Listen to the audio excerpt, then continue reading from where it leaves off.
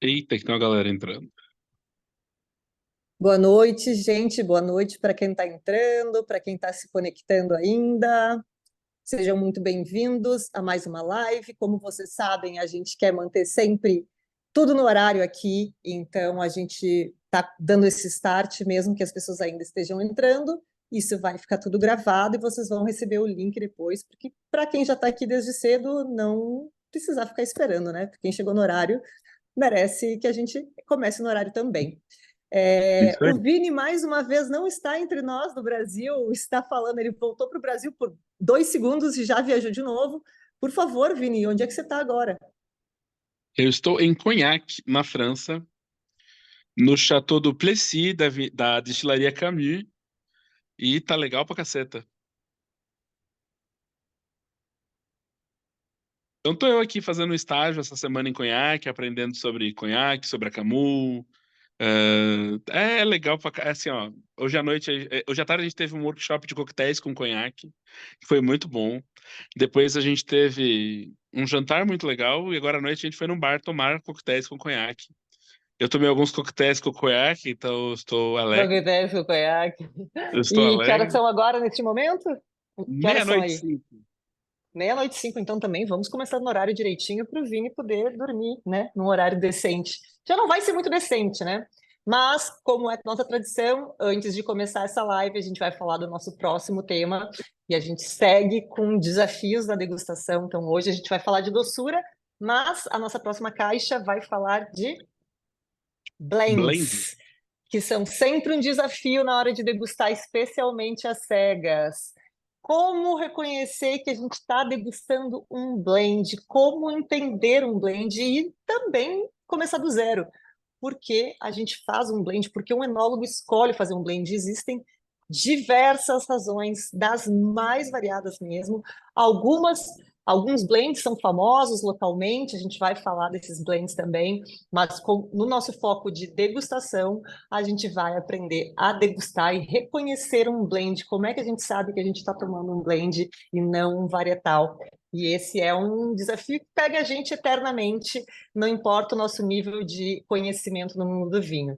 Então, a nossa caixa vai estar à venda hoje já, Thiago? Já está no ar, o Thiago está colocando o link no site, é, no chat. Estou confundindo o site. No chat, o nosso vinho já está aqui com o rótulo às cegas. O nosso brinde do mês, minha gente, como vocês sabem, né? Flashcards, acesso à nossa live de degustação e o nosso brinde do mês. Meinhas, que voltaram ao estoque, nossas meias. Um pouco de vinho, um pouco de salada. Aqui embaixo tem, para quem já viu, deixa eu abrir aqui direitinho, para quem já viu, tem um desenho de uma garrafa num dos pés, e embaixo do outro pé tem um desenho de uma taça. Quem já tem essa meia, tem uma segunda meia, porque a gente sabe que meia fura, né? Vocês não cortam a unha direito. E quem tiver com a meia novinha pode presentear alguém, porque meia de presente a gente só não gostava quando era criança, né? Na vida adulta todo mundo gosta. Então é isso. Vamos começar a falar então sobre doçura? Vambora. Só antes um comentário sobre o blend. Como reconhecer um blend numa degustação às cegas? Não tem como.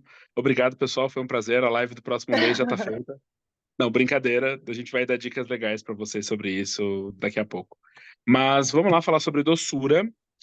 Ah, doçura é um tema que as pessoas têm receio, porque tem um mito de que vinho doce não é bom. Alguns dos melhores vinhos do mundo são doces.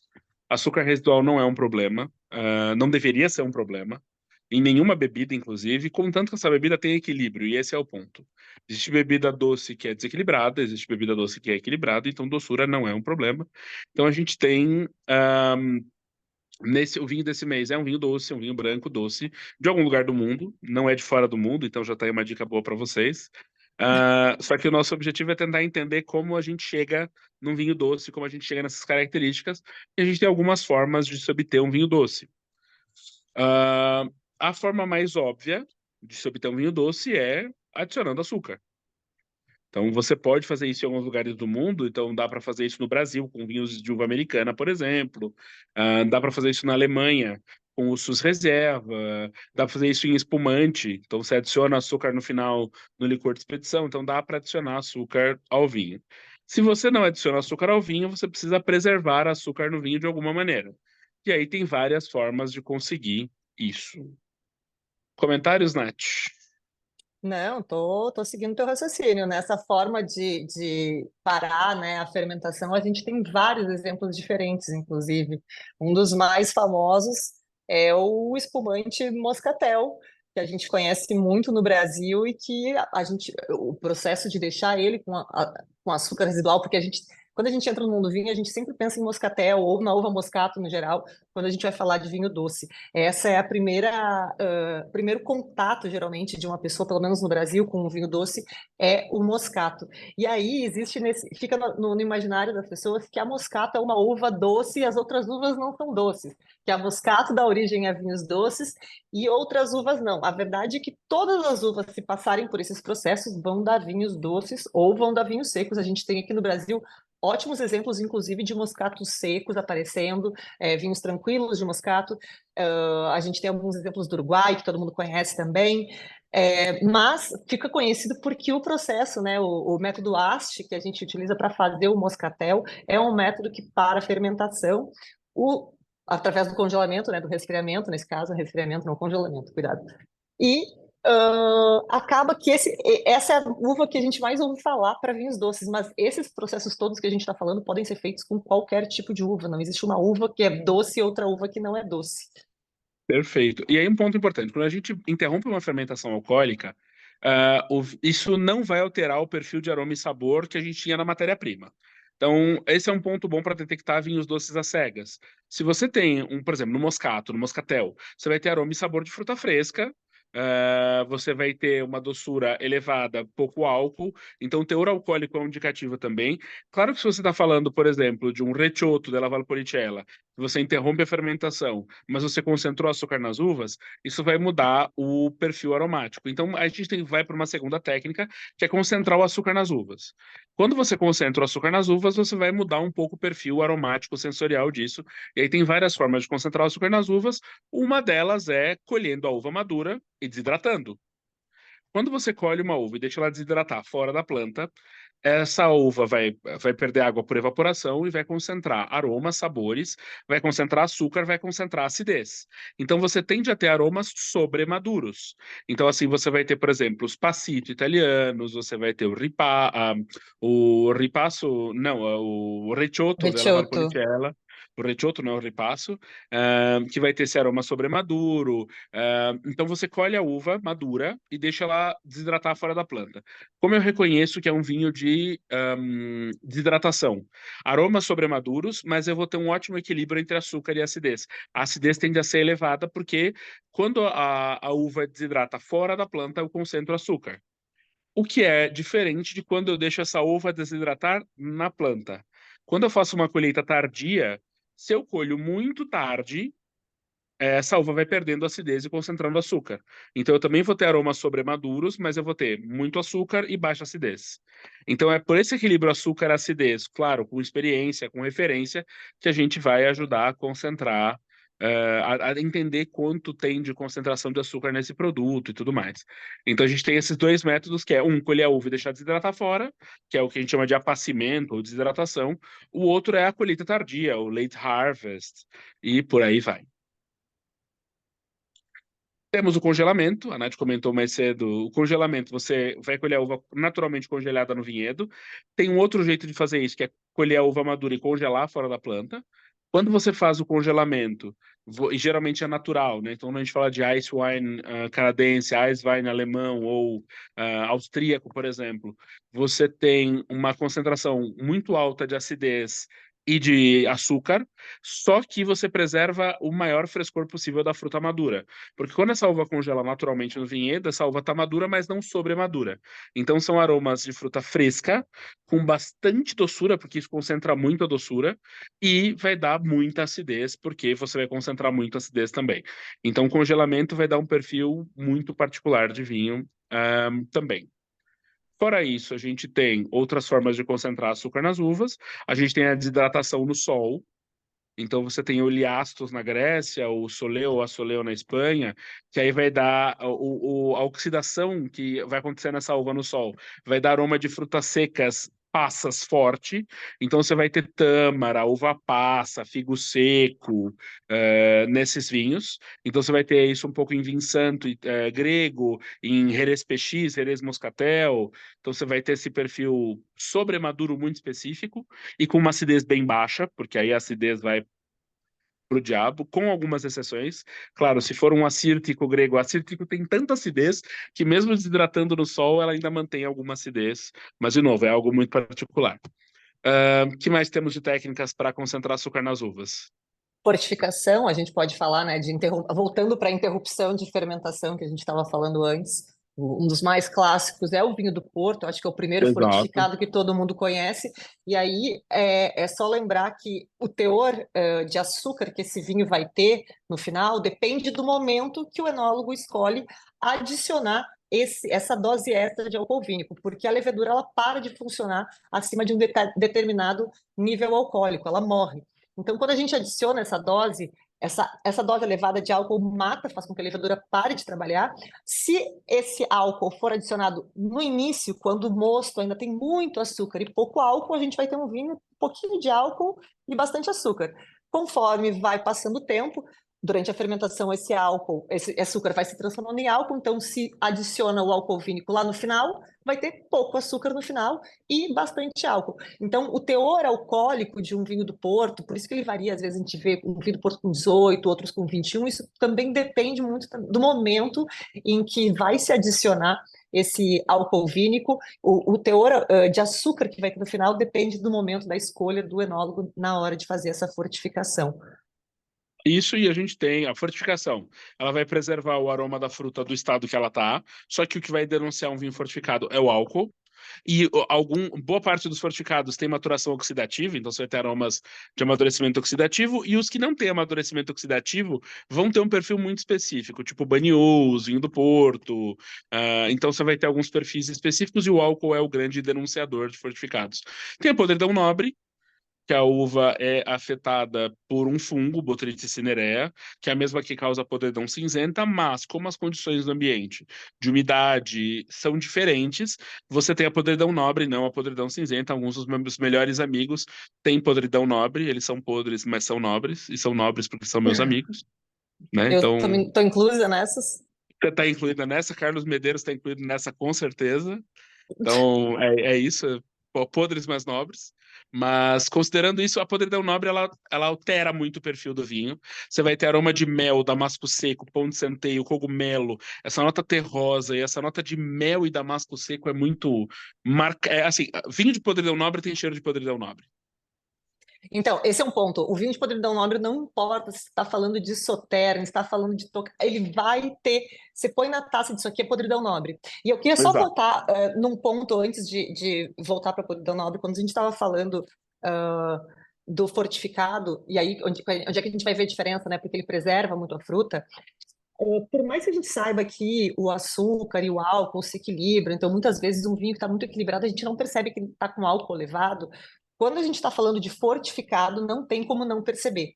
A gente vai perceber. A gente pode não perceber que um vinho está com 16% de álcool, se ele está bem equilibrado no açúcar, mas um vinho de 20% a gente percebe a queimação realmente no peito. Então, essa é ali que a gente tira a confusão de esse vinho doce que tem fruta é fortificado, ou esse é um vinho doce que tem fruta que só está com álcool um pouquinho mais elevado.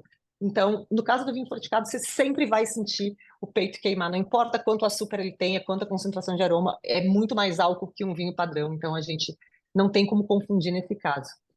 Te E interrompi, mas eu tem. não queria perder. Não, tá perfeito. A gente tem técnicas mistas. Jerez PX é fortificado e tem uva desidratada no sol. Então você tem técnicas mistas no meio do caminho também. Então tem várias formas de fazer vinhos doces, e é por isso que eu acho que o melhor jeito da gente treinar isso é indo pra taça com o vinho do mês. Vini Então vamos lá, bota aí. levou do Brasil para conhaque essa garrafa. Exatamente. Daqui a pouco eu vou fortificar isso aqui com conhaque para ver como é que fica. Você já não fortificou o suficiente a sua cabeça hoje, não? Não, ainda não. Talvez até mais tarde role uma fortificação mais. Bom, Então quando eu vamos sair lá. da live, se vocês quiserem ficar fazendo uma festa online com o Vini, estão convidados. Vamos lá, passo a passo, visual. Vinho branco, límpido, brilhante, um amarelo palha, talvez um reflexozinho dourado de leve, mas eu ficaria no palha, com uma intensidade média para pálida. Acho que é mais ou menos isso aqui. A minha luz aqui não ajuda muito, mas tá tranquilo. Mas vamos passo a passo, como a ideia aqui é ser o melhor, maior, mais divertido, mais pica das galáxias, clube de degustação de vinho do Brasil e do mundo e do universo. No visual, o que a gente pode dizer sobre esse vinho, sem botar no nariz, sem botar no paladar? Coloque aí no chat, Nath me ajuda aqui também. O que a gente pode dizer sobre esse vinho, no visual, até agora? O que dá para dizer sobre ele? Deixa eu primeiro descobrir como é que eu abro o chat pelo celular. Que eu tô no celular hoje, eu não consigo ver o que vocês estão mandando. Também estou no celular, mas aí o O Tiagueira pode Thiago, o ajudar aí Thiago tá na também. administração. Achei o chat aqui. Exato. Só tem boa noite por enquanto, tá bom. Então, vamos lá. O que dá para dizer sobre esse vinho no visual até aqui? Alguém quiser, se vocês quiserem abrir microfone para opinar, a gente está em pouquinhos aqui. Se quiserem, o Thiago pode liberar, autorizar aí. Isso, vamos Só, ou, degustar junto aí, é, com a gente. isso. Abre aí. Hã? Não, só libera, permite todo mundo abrir, daí quem quiser pode abrir seu microfone. Libera pra galera. O Carlos está louco para falar, que ele já abriu a câmera aqui, ó. Ó, vamos lá. Tava gravando a abertura do vinho, foi isso, para depois fazer o reelzinho bonitinho.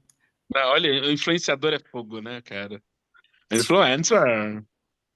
O Wayne E aí, Pernambuco, o que dá Carlos? pra dizer sobre o visual desse vinho até aqui? O que dá pra dizer sobre esse vinho pelo visual?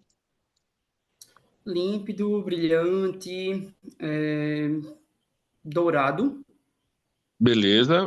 Eu ficaria no palha, ainda não tem, não vejo laranja nele ainda, então eu ficaria no palha, mas palha É talvez com um toquezinho dourado. Lembrando que quando a gente está falando de um vinho fortificado, ou é, nossa, me fugiu a palavra, um vinho de sobremesa no geral, um vinho licoroso no geral, ele nunca vai começar na tonalidade do amarelinho palha que a gente vê num vinho tranquilo, né? Então, e quando a gente pega um vinho tranquilo dessa cor, a gente geralmente já está pegando um vinho bem mais antigo. Mas quando a gente está falando de um vinho fortificado ou de sobremesa no geral, ele já não vai começar naquela cor ultra mega transparente de um Sauvignon Blanc, por exemplo. Com exceções. O moscatel é transparente. Então a gente tem umas exceções no meio desse caminho também. Eu estou falando dos licorosos, Ah, sim, é. não nos Mas pensando em espumantes, no vinho caso. doce, né? Vamos lá, Sim. mas ok. O que dá para dizer sobre esse produto no visual? O que dá para concluir até agora? Ou sugerir sobre ele no visual? A gente descreveu, mas o que dá para pensar a respeito disso?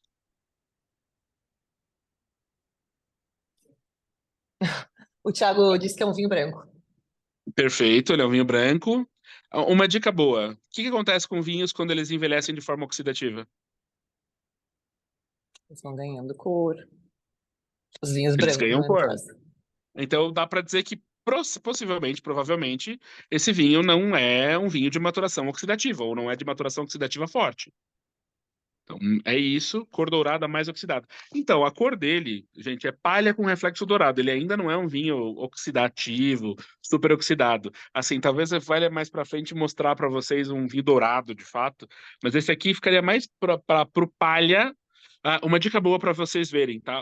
Coloca o fundo, ele contra um fundo branco e olha o reflexo. Se no reflexo tem laranja, já dá para classificar ele como dourado. Se não tem laranja no reflexo dele, a gente classifica como palha. Outra dica, isso funciona para vinhos tintos também, quando vocês estão em dúvida se ele ainda é rubi ou se ele já está No perdendo cor, granada.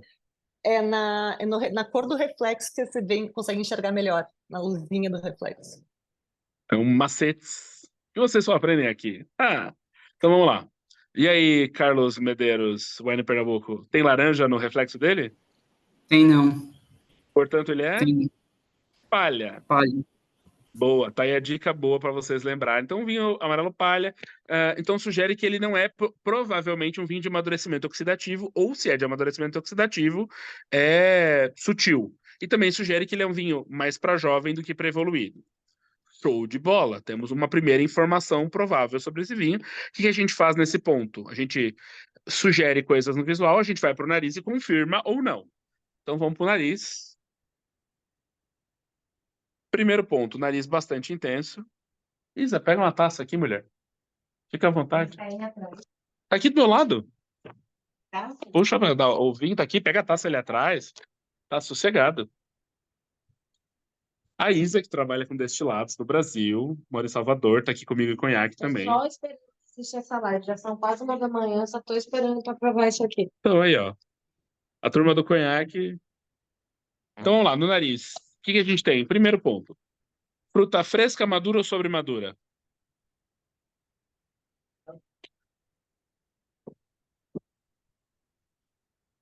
Tá todo mundo calado, tá todo mundo nervoso hoje. Então, um lembrete de diferenciação, tá? Fruta fresca, pensa no pêssego. Aquele pêssego no começo da temporada que você compra, ele tá mais firme do que macio. Você morde, ele tá crocante, ele tá mais ácido do que doce. Isso é o pêssego fresco. O que que é o pêssego maduro? Quando você compra ele no meio da estação, no auge da estação, você aperta ele, ele afunda. Você morde, ele é suculento, ele tá mais doce do que ácido, ele tá super cheiroso. O que que é o pêssego sobremaduro? O doce de pêssego, a geleia de pêssego. Então, nesse caso, a fruta é madura. Ela não é fruta fresca, não é fruta sobremadura. Então, a gente tem pêssego maduro, damasco maduro, fruta de caroço aqui tá brilhando. Dá para sentir uma nota que vai para o lado do tropical também. Então, alguns vão para o lado do melão, alguns vão para o lado da manga. Uma florzinha de cítrico assim, recém-espremida na mão. Uma flor de laranjeira. Tem uma casca de citros aqui, uma laranja, um limãozinho, um pomelo. Citros. Então, a gente tem fruta de caroço, a gente tem floral, tem fruta cítrica. Algum aroma secundário nesse vinho, vocês percebem? Secundários são, vamos lá, madeira. Então, coco, baunilha, tostado, café, não, nada disso. Aroma secundário pode vir de malolática, então aroma lático. Iogurte, queijo, manteiga, também não. E, por fim, aroma secundário pode vir de amadurecimento sobre as borras finas. Pão, fermento, levedura, brioche, também não é o caso. Aroma terciário é aroma de evolução na garrafa. Então, a gente vai ter mel, querosene, feno seco, palha, a gente pode ter, que mais? Cogumelo, terroso, talvez uma notinha de mel. Então, pode sugerir uma pequena evolução, uma pequena nota terciária. Mas notem que aqui a gente não tem os aromas oxidativos. Então, a gente não tem nozes, castanhas, caramelo. Então, a gente confirma o que a gente viu no nariz. Não é um vinho de amadurecimento oxidativo. Então, isso exclui algumas categorias de vinho doce.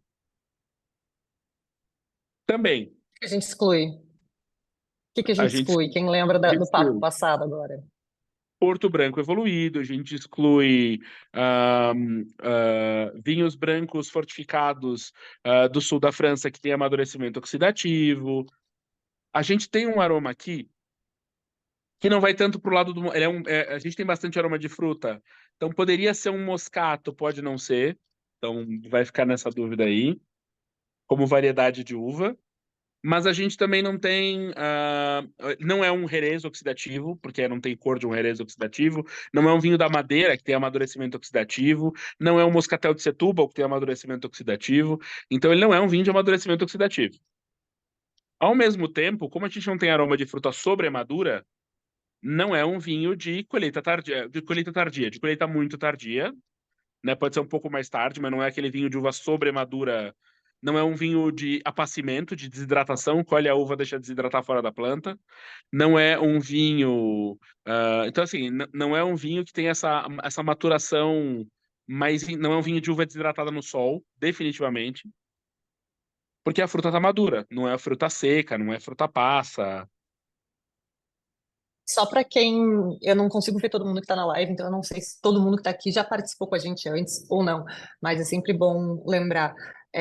A gente faz esse processo de eliminação do que não é, porque isso é que vai facilitar para a gente, e eu sempre falo aqui, o importante, sempre que vocês forem fazer uma avaliação de um vinho, não é gabaritar e acertar exatamente o vinho que foi no final, mas pelo menos entender o vinho.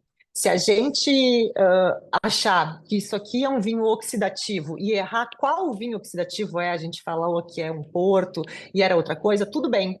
a gente entendeu o que tinha nesse vinho, que tinha esses aromas oxidativos, possivelmente passou por um processo de amadurecimento oxidativo. O que importa, por isso que a gente está eliminando o que não é. Para pelo menos quando a gente chegar no resultado, se a gente não acertar no final a resposta certa, a gente pelo menos sabe que entendeu o vinho. E isso é mais importante do que acertar o vinho especificamente, até para o longo prazo, para quando vocês forem degustar outros vinhos dessa forma, vocês vão conseguir eliminando e chegar pelo menos numa gama menor do que pode ser. A partir dali, vai ser um pouco experiência mesmo, mas é sempre bom fazer o processo de eliminação antes. Show. Então a gente tem um vinho que não é de amadurecimento oxidativo, que não é de uva sobremadura pesada, não é uva desidratada no sol. Então excluímos alguns estilos. Então vamos lá. A partir disso, o que ele poderia ser? Ele pode ser um colheita tardia mais fresco, a gente vai confirmar no paladar por questão da acidez. Ele pode ser um vinho de congelamento, então ele pode ser um ice wine. A gente tem um pouco de mel, tem um pouco de damasco. Ele poderia ser algum vinho com um toque de podridão nobre, mas o ponto é, ele não é mel, damasco seco, ponto centeio. Se ele tem podridão nobre, é um toque muito discreto, não é um vinho full podridão nobre como um Sauternes, como um Bergenauslese, um Trockenbergenauslese alemão, como um Tokaji Azul, por exemplo, da Hungria. É Então, a importante gente... também entender que o Vini está falando isso quando ele fala tem um pouquinho de podridão nobre, não muito podridão nobre, porque mesmo quando a gente está falando de vinhos como um Sauternes, não quer dizer que exatamente todos os grãozinhos de uva que entraram ali têm podridão nobre. É aí que a gente vê por que tem tanta diferença muitas vezes do preço de um Sauternes de uma marca para outra, porque não necessariamente todas as uvas que entram ali têm podridão nobre. Então pode ser que o que a gente está tomando tenha alguma coisa, mas se for, certamente não é 100% como um Sauternes clássico e de qualidade. E aqui tem bastante. A Isa puxou aqui maçã bem madura, sabe? A maçã da Branca de Neve, aquela Maçã. crocante, a Mas farelenta. suco de maçã, aquela farelenta, exatamente, maçã A maçã Fuji. farelenta. Maçã farelenta, Aquela que é bem bonita, bem cerosa, assim, e que isso é aí. horrível. Eu acho que essa é a Gala. Fuji é boa, Fuji é boa. Acho que Então é essa a daí é a gala, então não é Gala. a Fuji, é a gala. Bom, Sommelier de maçã, gente. ok, então temos esse perfil aromático nesse vinho. Vamos no paladar, que a gente vai ter dicas para matar isso aqui.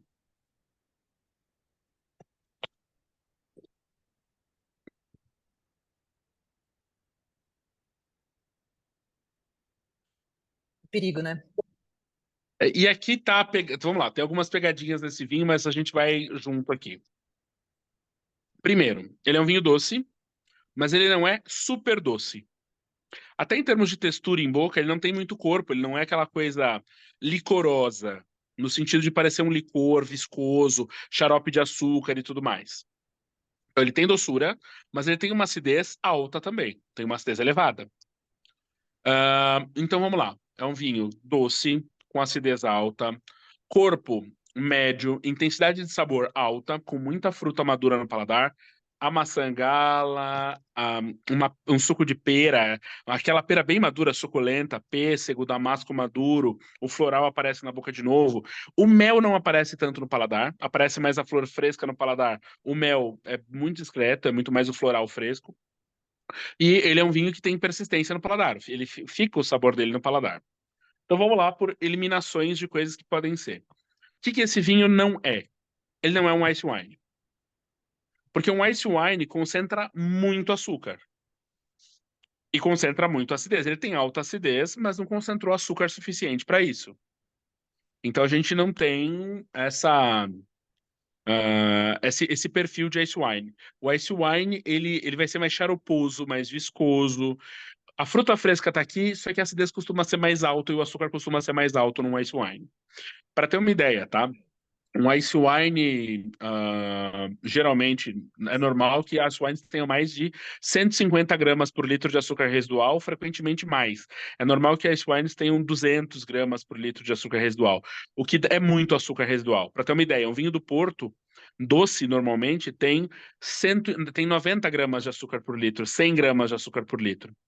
Então, e já é bem doce. Então aqui a gente tem um açúcar que não é o mesmo nível de um ice wine, por exemplo. Então, não é um ice wine. Show de bola.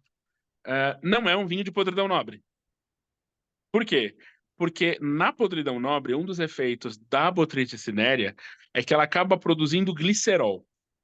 Glicerol é um poliálcool, um álcool superior, que vai dar textura, volume para um vinho na boca. Então, vinho de podridão nobre vai ser untuoso no paladar. E eu classifico. Esse vinho tem um corpo médio, ele não é um vinho untuoso, rico, né? E também é normal que doçura de vinho com podridão nobre seja maior, mas ele tem mais viscosidade, tem mais textura do que esse vinho aqui. Então, não é podridão nobre, apesar de ter um mel, ter um damasquinho ali, não iria para podridão nobre. De novo, a gente não exclui esse perfil aromático, que ele possa ter algumas uvas afetadas por podridão nobre, mas não é um vinho de podridão nobre. Então, a gente exclui os clássicos de podridão nobre. Ah, não é um vinho de uva colhida e desidratada fora da planta. Porque isso concentra acidez, concentra açúcar, mas dá aroma sobremaduro. Então também não é o caso aqui. Então não é um vinho de uva de apacimento, de desidratação da uva. Sobrou pouca coisa. O que sobrou? Você tinha falado antes, na parte anterior, que a gente estava considerando moscato, e aqui vou perguntar para vocês o que vocês acham, se pode ser moscato ou não, pelo nível de acidez que a gente está falando.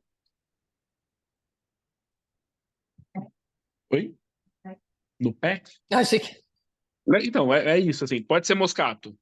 Pela acidez, pode ser um moscato. O moscato é uma uva que consegue manter bastante acidez, mas a gente está falando provavelmente aqui, por eliminação, das técnicas que a gente mencionou. A gente pode ser um vinho de fermentação interrompida. Mas com esse perfil de fruta, vamos lá, ele não é um vinho que tem álcool baixo. O álcool dele é médio para baixo. Não chega a esquentar a garganta, mas dá um pouco de aquecimento no paladar.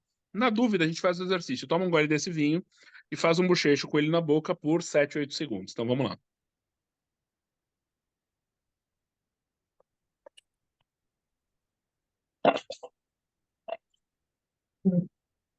Hum.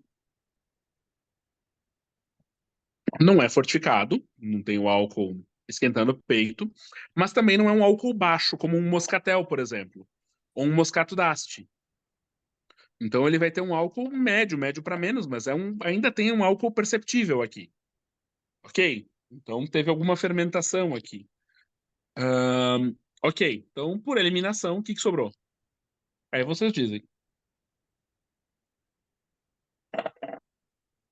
Libera os microfones aí, Thiago, pro pessoal palpitar agora. Tá tudo liberado? Tá. Eles podem liberar Deixa o sozinhos. povo Então. falar, cara. Ele Hora não de tem nenhum palpitar. salgadinho? Tem mais a ver com acidez, porque ele tem uma acidez málica bem importante que dá esse salgadinho para ele, mas é mais pela acidez do que por salinidade, por mineralidade de fato. Mas tem um toquezinho disso, sim. Um acastanhado. Não me lembra uma coisa meio tipo castanha comendo, sabe? Uma noz, uma castanha. Essa coisa No gorda que abraça. começo, eu senti um suco de maçã argentino. Ok. Agora parece que mudou. Melhor do que eu. Como é que é o suco de maçã argentino? Ah, é muito característico, é diferente do Eu acho que da eu nossa acho que eu nunca maçã. acho que eu nunca provei. Mas eu pego essa maçã e para mim a única memória que eu tenho é daquela maçã bem farelenta, assim, é bem bonitona da Branca de Neve, só que é farelenta. É aquele E suco que você vai em todo lugar lá, todo hotel, todo lugar que você vai, você tem aquele suco de maçã nos supermercados, eles usam muito. Ele é mais concentradão, assim. Então, tem essa coisa de um suco de maçã bem concentradão e tudo mais. É, vamos lá. Então, lembrando das técnicas que a gente tem para fazer vinhos doces. Colheita tardia, não é. Fortificado, não é. Fermentação interrompida para ter álcool baixo, não é necessariamente. Então, não é o caso de um vinho tipo o White Zinfandel, um Moscato d'Asti, algo por aí. Então, não vão para esse lado. Não é um fortificado, não é um vinho de podridão nobre. Não é um vinho de uva congelada, não é um vinho de uva desidratada fora da planta, não é um vinho de uva desidratada no sol. O que sobrou?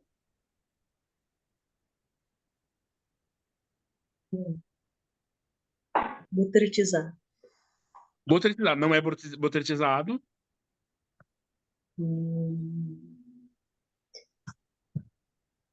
Não sobrou nada. Esse vinho é seco e a gente tava brincando com vocês. Tô brincando, gente. Ah, kkkk. Sobrou colheita tardia, gente. Mas daí vem a pegadinha. Colheita tardia tende a deixar a acidez mais baixa. E esse vinho tem uma acidez alta.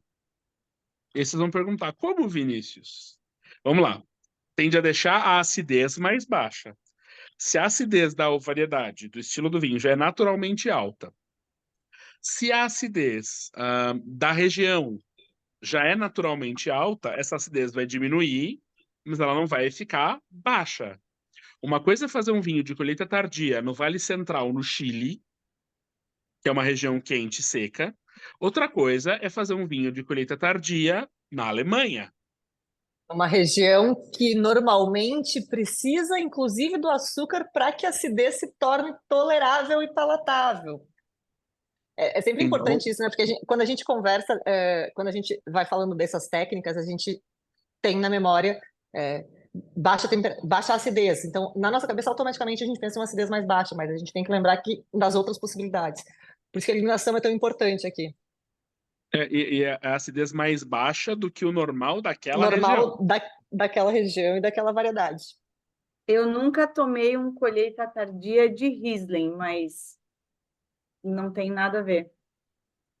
Não necessariamente. A gente tem aromas aqui que a gente poderia encontrar num Riesling, por exemplo. Então, de novo, poderia ser uma colheita tardia de Riesling. Essa nota cítrica você vai encontrar no Riesling. Fruta de caroço são descritores aromáticos que você pode encontrar no Riesling. Então, de novo, pode ser um vinho que tenha Riesling no blend. Mas não é a única uva usada em países de clima frio que fazem colheita tardia. Aí a gente vai para o outro caminho. Ok, provavelmente é uma colheita tardia de um clima frio. Que países produzem colheita tardia com clima frio com um estilo parecido com esse aqui? Né? A gente pode falar, como a gente já disse, de Alemanha, a gente pode falar da França, Alsácia tem isso, a gente pode falar da Áustria, a gente pode falar desse entorno, norte da Itália, a gente poderia falar o Thiago está dizendo aqui, um colheita tardia do Canadá, Colheita tardia do Canadá. a gente podia falar de norte dos Estados Unidos. Mas a gente avançou bem. Então a gente sabe que é um vinho de colheita tardia de uma região fria, de uma região fresca. E isso foi só por eliminação. Tá? Pensando em países que categorizam isso de forma clássica, os dois mais emblemáticos são Alemanha e Áustria.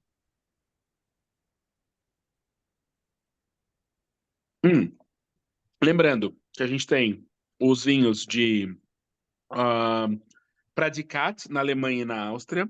Então, a gente tem aquela pirâmide, né, sobre maturação da uva. Na Alemanha, a gente vai do Cabernet ao Trockenbeerenauslese. Na Áustria, a gente tem mais categorias. Na Áustria, a gente vai ter o Spätlese, Auslese, Beerenauslese, Trockenbeerenauslese, Eiswein, Schilfwein e Strohwein. Porque eles têm vinhos desidratados, uvas desidratadas também na Áustria. E vai ter o Ausbruch, que é um vinho, é um TBA específico de uma região. Mas, vamos lá, Beerenauslese, Trockenbeerenauslese, Ausbruch, podridão nobre, exclui. Tanto na Áustria quanto na Alemanha. Strohwein, Schilfwein são vinhos que são de uvas hidratadas. Exclui na Áustria. Então sobra Spätlese, Auslese e Cabernet na Alemanha. Cabernet, geralmente, ele é a base da pirâmide na Alemanha. Ele vai ter uma acidez super alta ou álcool baixo, né? Não tem tanta textura, uma fruta tão madura. Então a gente também já vai pensar, ok, não é. E geralmente os cabinets têm uma acidez super, super, super alta. Não é, aqui ela é alta, mas cabinet costuma ter uma acidez mais alta, então já não é um cabinet.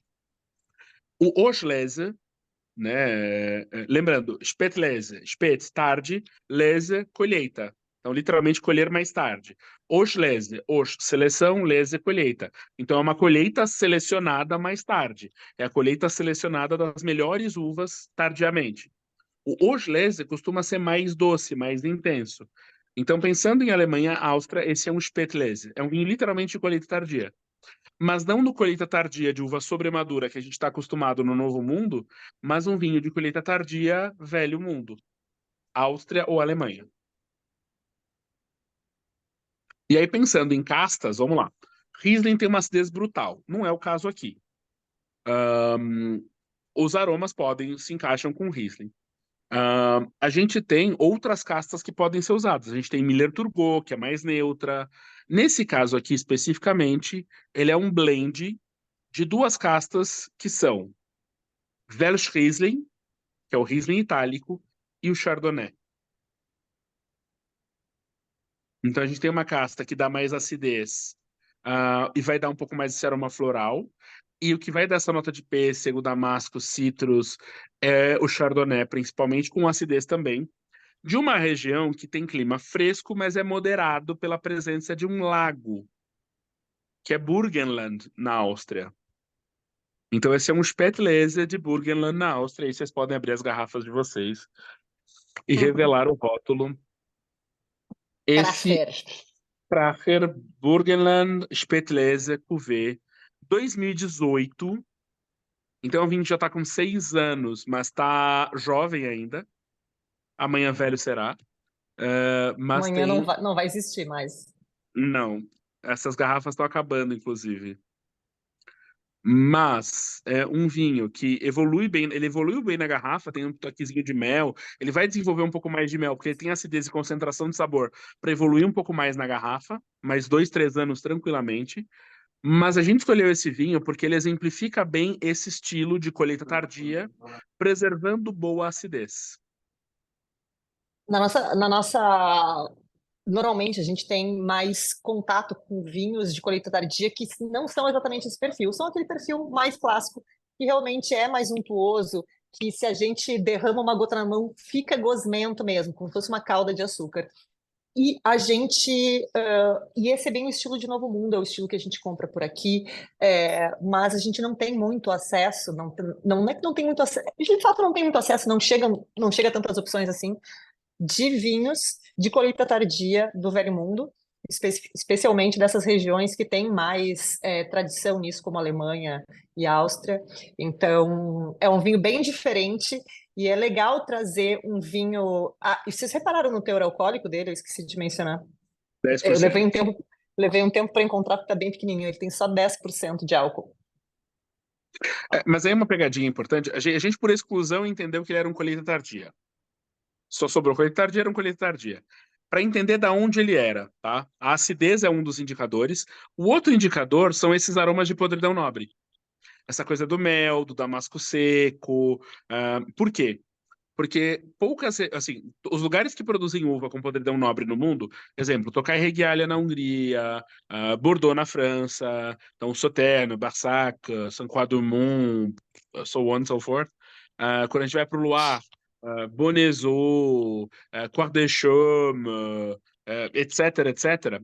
Alemanha, quando a gente vai para os TBA, os BA, não tem podridão nobre todos os anos. Podridão nobre é uma coisa que acontece de forma eventual porque precisa de condições climáticas específicas naquela região que nem sempre tem. O aquecimento global está mudando muito isso. Agora, na Áustria, por causa de um lago que tem em Burgenland, que é o Lago Neusiedler, então é o Neusiedlersee, esse lago é um lago muito extenso e raso. O ponto mais fundo desse lago tem 2 metros. Então, assim, para a pessoa se afogar no Lago Neusiedler, ela tem que ir de propósito. Porque não dá, é muito raso. Esse lago vai criar uma condição na região que vai ter neblina de manhã, sol à tarde, neblina de manhã, sol à tarde. E é essa condição ideal para ter podridão nobre. Por causa disso, o lugar no mundo onde tem podridão nobre todos os anos, com certeza, é Burgenland, na Áustria.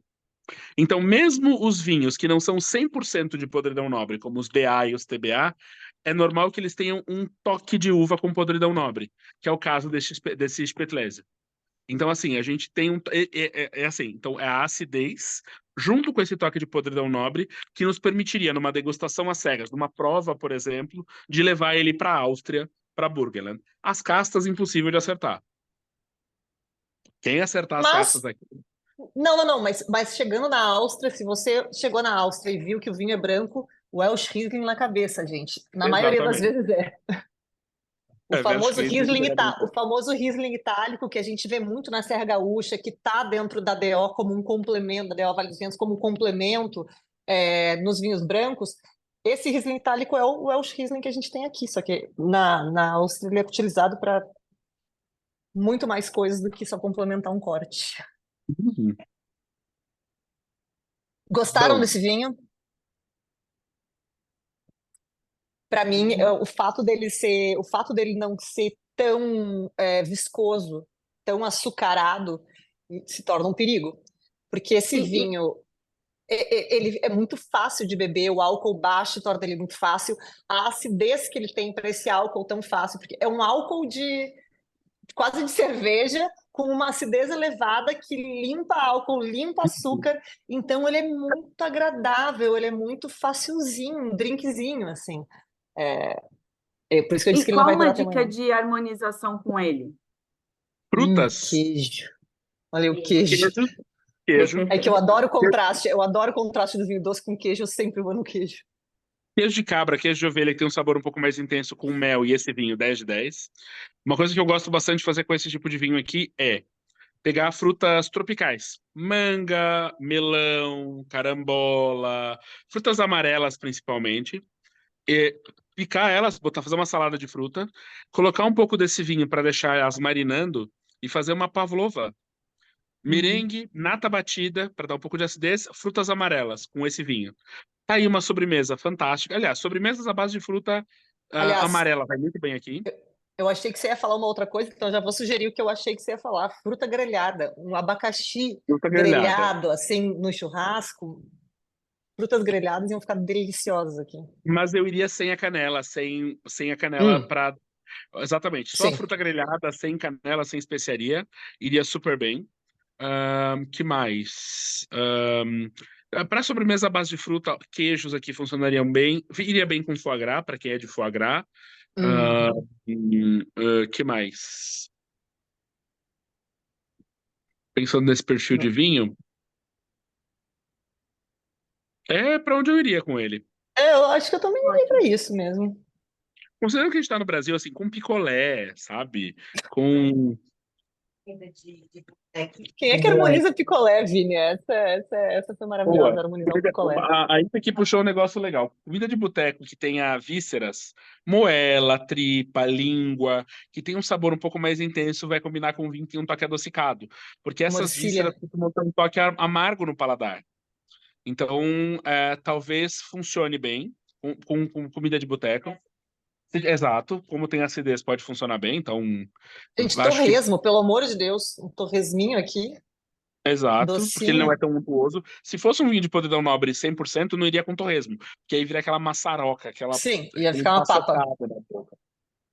Apesar de ir bem com foie gras, que é super gorduroso, por causa da acidez, com torresmo eu não recomendaria, por causa da textura também diferente. Mas, Tudo fica bom com torresmo. tudo fica bom com torresmo, olha aí que beleza. Sírio, vírgula Natália, 2024. Tudo Tudo fica bom fica com bom com torresmo. torresmo. Que mais daria para fazer aqui? Ah, a gente estava falando antes de. Que eu acho quem foi que falou que estava sentindo alguma coisa de nós? Sabe o que me lembrou? Aquelas nuts de shopping, sabe? Que são meio Ah, carameladas, meio tostadas, iam ficar gostosas também. Porque elas são doces, mas esse vinho não é tão doce a ponto de incomodar tudo no paladar, assim. Talvez ficasse então, gostoso. uma tábua de queijos agridoce no final da refeição, com nozes Uhum. caramelizadas, com mel, com uma geleia de fruta amarela, iria super bem. Com um prato que tenha esse toque adocicado também funcionaria bem. Então, um lombo suíno com molho de damasco. Aqui iria super legal. Principalmente para quem gosta desse paladar mais adocicado, funcionaria super bem.